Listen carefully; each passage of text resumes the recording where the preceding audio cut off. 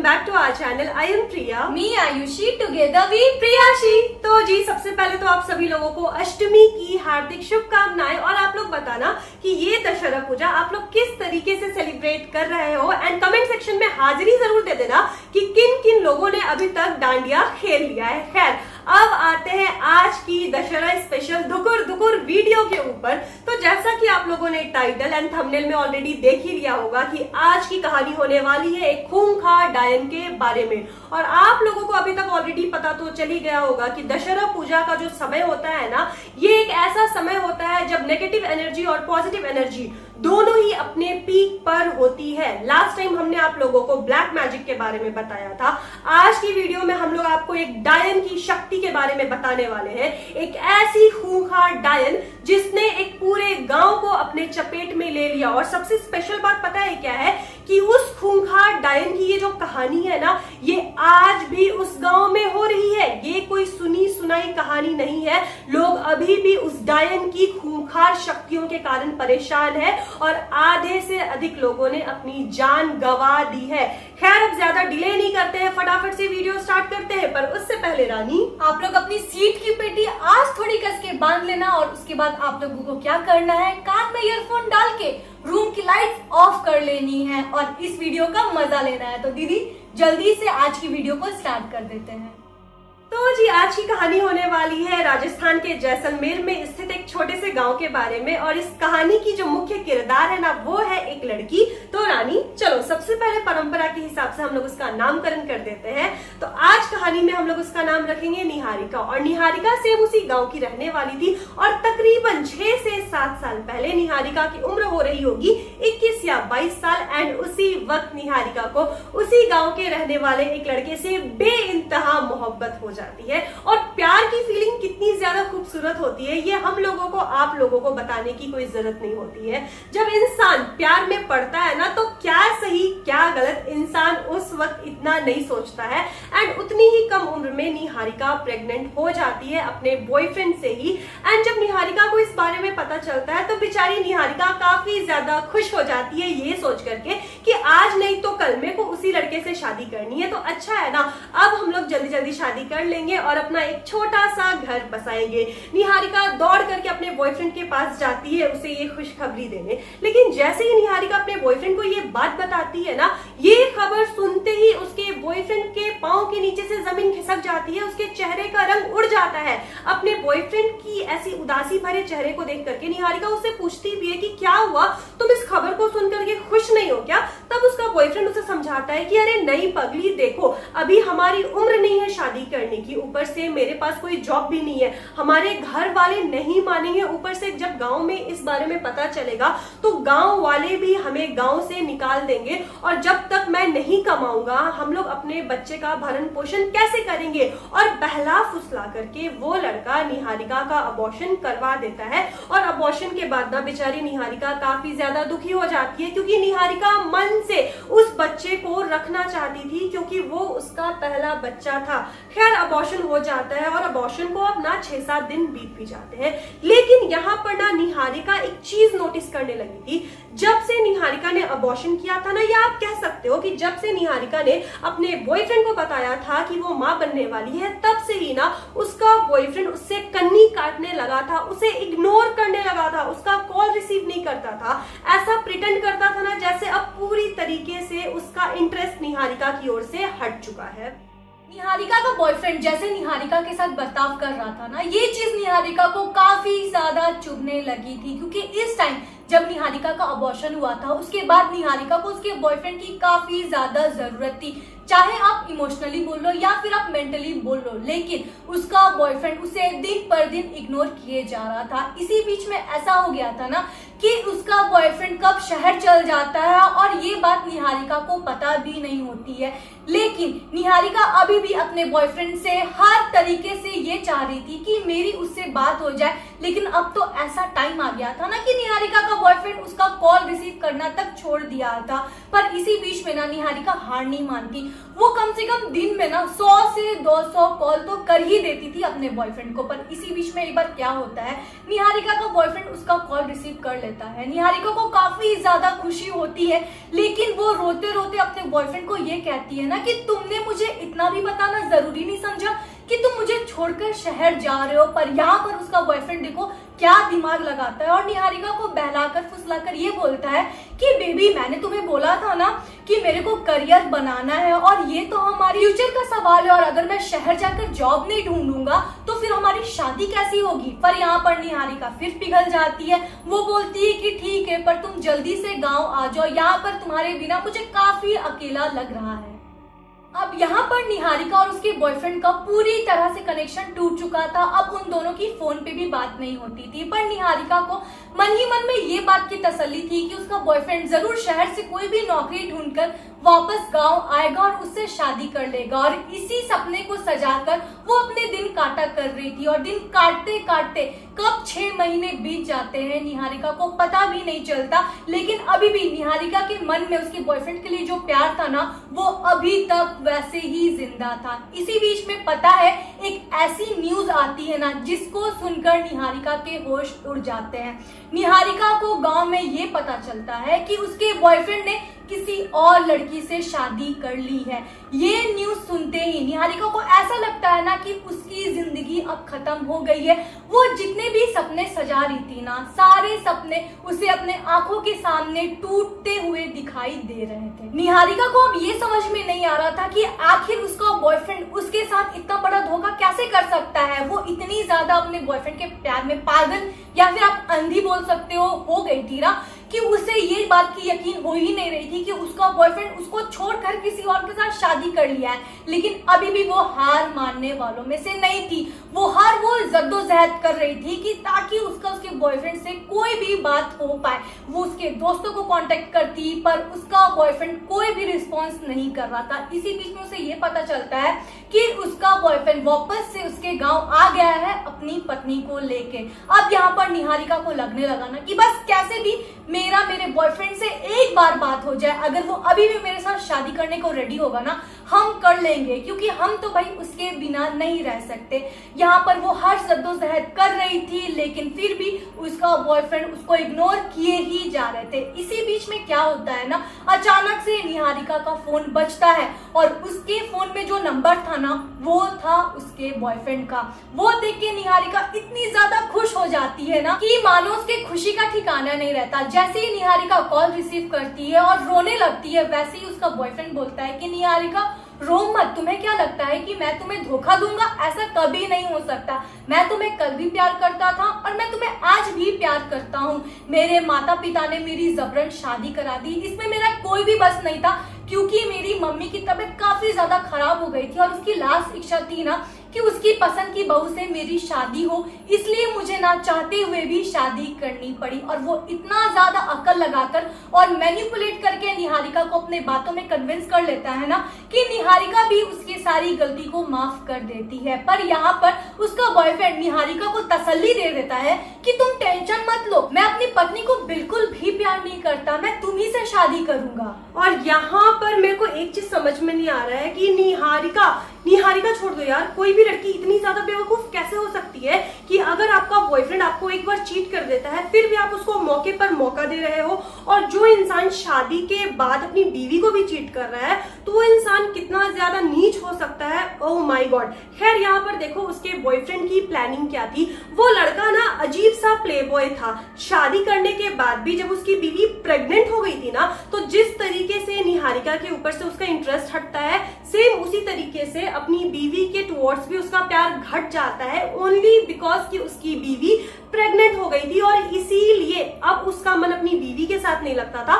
तो फंसी फसाई मुर्गी तो उसके पास थी ही निहारिका नाम की, और इसीलिए वो निहारिका को अपने जाल में वापस से लपेट रहा था। यहाँ वो लड़का क्या सोचता है कि 9 महीने जब तक उसकी बीवी प्रेग्नेंट है तब तक वो अपनी बीवी से दूरी बना करके रखेगा और इन 9 महीनों में वो निहारिका के मजे लेगा। और 9 महीने के बाद जब उसका बच्चा हो जाएगा और वो और उसकी बीवी शहर चले जाएंगे तो वो निहारिका से फिर से कन्नी काट लेगा। लेकिन यहाँ पर निहारिका इतनी ज्यादा पॉजेसिव होते जा रही थी ना टाइम टू टाइम कि उसके बॉयफ्रेंड को इसकी थोड़ी सी भी खबर नहीं थी। यहाँ निहारिका ने एक चीज सोच लिया था कि अब या तो निहारिका या तो उसकी बीवी रहेगी, क्योंकि निहारिका अब कोई भी चांस नहीं लेना चाहती थी अपने बॉयफ्रेंड को लेकर के।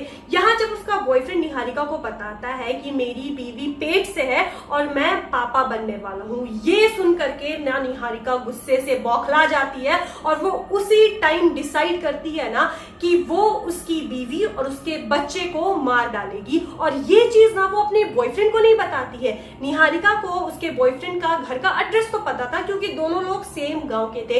एक रात क्या होता है ना, जब सारे घर वाले दशहरा पूजा के लिए ही घूमने के लिए जाते हैं मेले में, और उस लड़के की प्रेग्नेंट वाइफ घर में अकेली थी, मौका देख करके निहारिका घर में जाती है, दरवाजा खटखटाती है और जब उसकी बीवी आवाज दे करके पूछती है कि कौन है, तब निहारिका बताती है कि अरे भाभी मैं आपकी पड़ोसी हूँ। और भाभी बोल करके वो उसकी बीवी को बहलाती है और घर के अंदर घुसती है, और जैसे ही उसकी बीवी दरवाजा खोलती है ना, निहारिका उस लड़की पर हमला करती है और उसको जान से मारने की कोशिश करती है। और यहाँ पर जो लड़का था ना, उसकी बीवी का रिफ्लेक्स एक्शन सामने आता है और उसमें दोनों में हाथापाई होने लगती है। और इसी हाथापाई में निहारिका के हाथ में औजार था और निहारिका उस औजार से ना उसकी बीवी पर हमला करती है और वहां पर उसकी बीवी तो बच जाती है, लेकिन जो औजार था उसकी बीवी के हाथ में आ जाता है एंड वाइस वर्सा हो जाता है। उसकी बीवी निहारिका पर हमला करती है और ऑन द स्पॉट निहारिका की डेथ हो जाती है।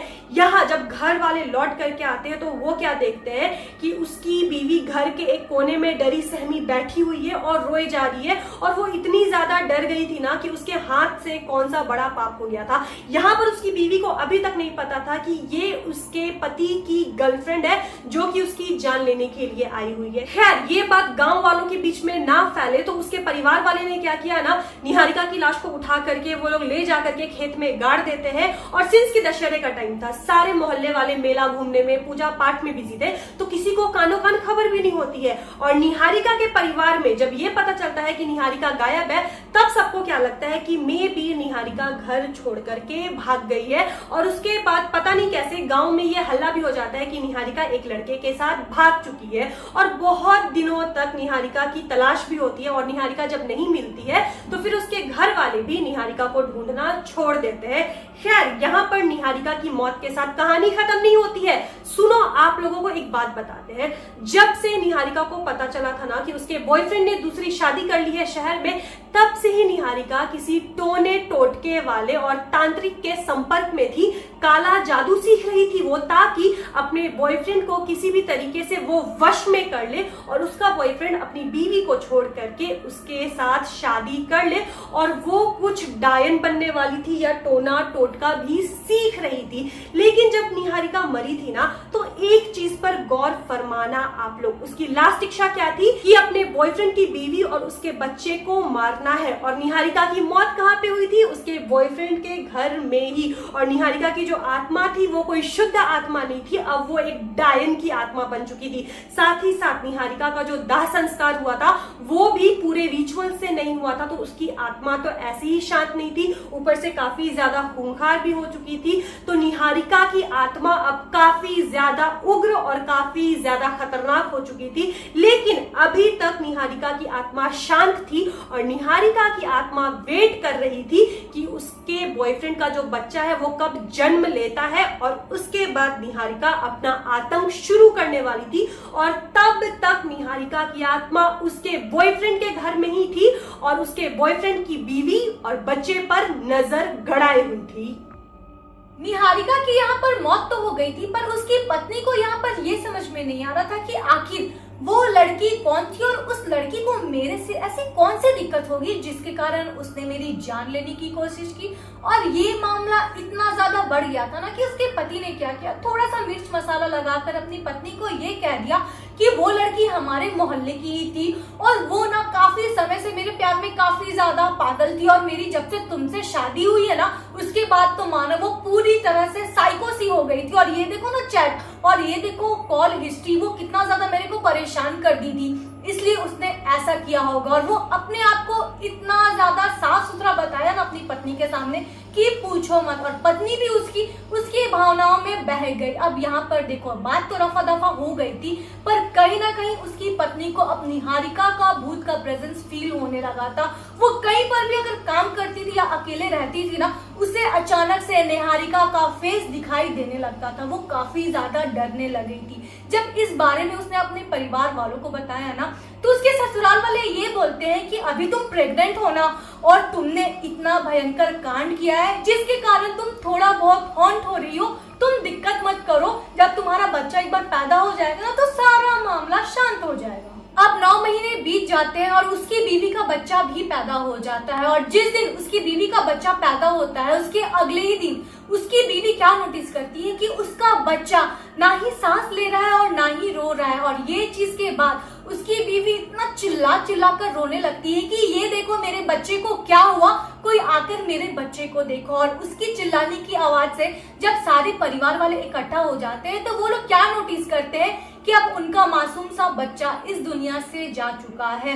पर यहाँ पर उसके पति ने क्या नोटिस किया कि उसकी बीवी का जो बेड था ना, उसके बगल में पैरों के निशान पड़े हुए हैं, और वो पैरों के निशान उसके कमरे से ना बाहर की ओर जा रहे हैं। और वो जो पैरों के निशान थे वो उल्टे थे और खून से सने हुए थे। जैसे ही उसके पति ने उन निशानों को फॉलो करना स्टार्ट किया ना, तो वो वहीं जाकर रुका और उस पेड़ के नीचे जाकर रुका जहां पर उसने अपनी गर्लफ्रेंड यानी कि निहारिका की लाश को दफनाया था। ये चीज देखने के बाद उसके पति के पैरों के नीचे से जमीन खिसक जाती है कि कहीं ना कहीं उसके बच्चे की मौत में ना उसकी गर्लफ्रेंड की आत्मा का ही हाथ होगा।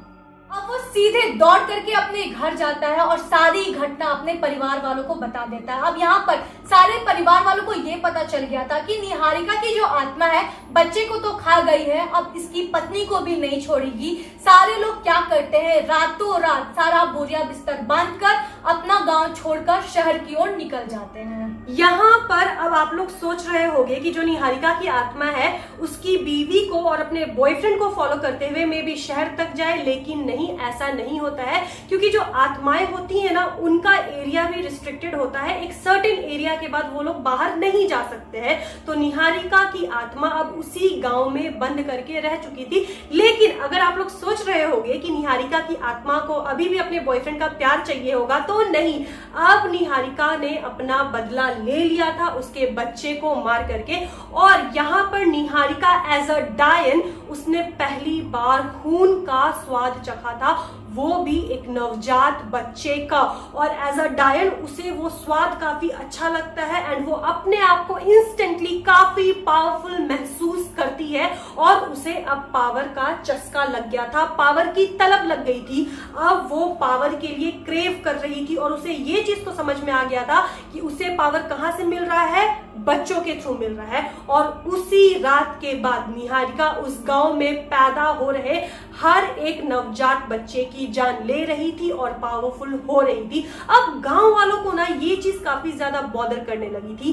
पहले कुछ दिनों तक तो गांव वालों ने इग्नोर किया, लेकिन जब ये घटनाएं फ्रिक्वेंटली होने लगी और साथ ही साथ जब लोगों ने ये नोटिस किया ना कि जब भी किसी बच्चे की मौत होती है ना, तो जिस जगह पर बच्चे की मौत होती है उसी जगह पैरों के निशान दिखते हैं जो कि उल्टे होते हैं और खून से सने हुए होते हैं। और वो पैर के निशान उसी खेत में पेड़ के पास जाकर के रुक जाते हैं। गांव वालों को कहीं ना कहीं समझ में आ गया था कि यहाँ पर टोना टोटका, काला जादू, डायन या फिर किसी चुड़ैल का हाथ है। और इसीलिए मदद के लिए गांव वालों ने मदद मांगी ओझा और तांत्रिक से। जब दूर दूर से बड़े ओझा और तांत्रिक को बुलाया गया ना, पर किसी को भी समस्या का समाधान नहीं मिल रहा था कि आखिर जड़ कहां पर है। काफी ज्यादा छानबीन करने के बाद पता चलता है कि ये जो भी आत्मा या फिर डायन की आत्मा आप कह लो, ये उसी पेड़ से संबंधित है। क्योंकि जब वहां पर तांत्रिक जाते हैं ना, तो उन लोगों को ना उस पेड़ के आसपास वाले एरिया में काफी ज्यादा नेगेटिविटी फील होती है। सारे तांत्रिक को ऐसा आभास होता है ना कि अगल बगल काफी सारे बच्चों की आत्माएं हैं जो कि तड़प रही है, भूख के कारण रो रही है। तब यहाँ पर तांत्रिक इस कंक्लूजन पर आते हैं कि हो ना हो ये कोई डायन है जो कि बच्चों को खा रही है। लेकिन अभी तक तांत्रिकों को ये नहीं पता था कि ये एक डायन नहीं बल्कि एक डायन की आत्मा है, इसीलिए पकड़ में नहीं आ रही थी। फिर उसके बाद और भी ज्यादा दूर दूर से पुजारियों को बुलाया जाता है, मौलाना साहब को बुलाया जाता है। सभी लोग कोशिश कर रहे थे पर किसी भी कंक्लूजन पर नहीं आ रहे थे। फाइनली काफी समय के बाद, लगभग 1 साल के बाद, जब वापस से दशहरा पूजा आती है, क्योंकि निहारिका की मौत कब हुई थी? दशहरा पूजा में ही हुई थी। और जब दोबारा वही साइकिल चलता है 1 साल के बाद जो दशहरा पूजा आती है, निहारिका की आत्मा और भी ज्यादा स्ट्रांग हो जाती है और वो क्या करती है ना कि दशमी आते आते तक वो 9 बच्चों की बलि लेती है। लेकिन ये जो 9 बच्चे रहते हैं ना, वो नवजात शिशु नहीं रहते हैं, न्यूली बॉर्न चाइल्ड नहीं होते हैं, बल्कि ये 1 साल से 9 साल के उम्र के अंदर के बच्चे रहते हैं। और उन बच्चों की मौत बहुत ही वियर्ड तरीके से होती है, नेचुरल तरीके से बिल्कुल नहीं होती है। खेलते खेलते बच्चे को मिर्गी आ गई, बच्चे की मौत हो गई। छोटे से बच्चे को हार्ट अटैक आया, बच्चे की मौत हो गई। और ये काफी ज्यादा वियर्ड थी। अब जब ये घटनाएं दशहरा के टाइम पे हो गई ना, लोग काफी ज्यादा डर गए थे और उसके बाद ना अब गांव वाले अपने बच्चे को घर से बाहर छोड़ते भी नहीं थे। और इन 9 बच्चों की बलि के बाद निहारिका काफी ज्यादा स्ट्रांग हो गई थी। और आप विश्वास नहीं करोगे, निहारिका की आत्मा पूरे गांव में ना एक बुढ़ी की तरह घूमा करती थी और बच्चों का शिकार किया करती थी। और गांव वाले पूरी कोशिश में थे कि कहीं से भी कोई बहुत बड़े पंडित या तांत्रिक या ओझा मिल जाए ना, तो इस मुसीबत से छुटकारा पाया जाए। अब इन 9 दिनों में 9 बच्चों की जान जा चुकी थी, इसीलिए ये डिसाइड किया गया कि दशमी के दिन हम लोग महायज्ञ का आयोजन करेंगे। और इस महायज्ञ में 101 पंडितों को शामिल होना था। और ये महायज्ञ उसी पेड़ के नीचे होने वाली थी जिस पेड़ के नीचे निहारिका की लाश गाड़ी गई थी। और आपको पता है दशमी के दिन को ही क्यों चुना गया? क्योंकि दशमी तक जितनी भी डायने और चुड़ैलें होती है ना, वो खुले आम घूमती है, क्योंकि उस टाइम पर उनमें काफी ज्यादा शक्ति होती है। और बहुत सारे पंडितों ने तो ये भी कहा था कि इस नवरात्रि निहारिका की जो भी डायन आत्मा थी उसको देखा गया था कि पूरे गांव में वो एक बुढ़िया का रूप लेकर के खुले में घूम रही थी। तो वहां पर सारे पंडितों ने डिसाइड किया कि आज तो इस डायन को हम लोग पकड़ ही लेंगे। और जब उन्होंने महायज्ञ प्रारंभ किया ना, तब उन लोगों ने क्या नोटिस किया कि वो जो डायन है वो जिंदा नहीं है, वो मरी हुई है। और जब वहां की मिट्टी को खोदा गया ना, तो निहारिका की लाश की हड्डियां मिट्टी के अंदर मिली। और तब सारे पंडितों ने ये सोचा कि यही जो पेड़ है सारी मुसीबत की जड़ है, इस पेड़ को काटने से शायद मदद मिल जाए। और जब वो लोग पेड़ को काटने के लिए किसी मजदूर को भेजते हैं, तो जैसे ही वो मजदूर पेड़ काटने के लिए जाता है ना, अचानक से उसकी मौत हो जाती है। जब दूसरा मजदूर जाता है ना, उसको मिर्गी आ जाती है और वहीं पर मौत हो जाती है। ऐसे जब 3-4 मजदूर जाते हैं और सबकी मौत होती है, सबने ये समझ लिया कि इस पेड़ को काटना मुश्किल ही नहीं, नामुमकिन है। यहाँ पर निहारिका की जो डायन वाली आत्मा थी ना, उन 101 पंडितों की शक्ति के आगे काफी ज्यादा बड़ी थी। 101 पंडित मिलकर भी ना निहारिका से मुकाबला नहीं कर पा रहे थे। सारे पंडितों ने ये कहा ना कि इस 1 साल में इस डायन ने इतने सारे बच्चों के रक्त को ग्रहण किया है ना कि ये काफी ज्यादा पावरफुल हो चुकी है और इसको कंट्रोल कर पाना मुश्किल ही नहीं, नामुमकिन है। तो अगर आप लोग अपनी जान बचाना चाहते हो तो यही बेहतर होगा कि इस जगह को छोड़ दो, इस गांव को खाली कर दो। और इसके बाद अब धीरे धीरे गांव के जितने लोग थे ना, अपने बच्चों की जान बचाने के लिए गांव को खाली करना स्टार्ट कर देते हैं। और धीरे धीरे गांव पूरी तरह से खाली हो जाता है। और इस गांव को उसके बाद से ना एक श्रापित गांव माना जाने लगा था। और आज के डेट में भी ये गांव पूरे तरीके से खाली है। तो दोस्तों, हम लोग तो आपको यही कहेंगे कि किसी के प्यार में इतना मत पड़ो ना कि अपना अस्तित्व और अपना वजूद खो दो। और किसी को पाने के लिए अगर आपको काले जादू का सहारा लेना पड़े तो समझ जाओ वो प्यार नहीं है। तो आज की कहानी बस यही तक थी। आप बताना आपको कैसी लगी, और वीडियो पसंद आए तो इस वीडियो को लाइक कर देना। और अगर आप हमारे चैनल पे नए हो और हमारा ये प्यारा प्यारा फेस पहली बार देख रहे हो तो हमारे चैनल को सब्सक्राइब किए बिना मत जाना प्लीज। मिलते हैं अपने नेक्स्ट वीडियो के साथ, तब तक के लिए बाय। अब हम लोग जा रहे हैं दशहरा घूमने।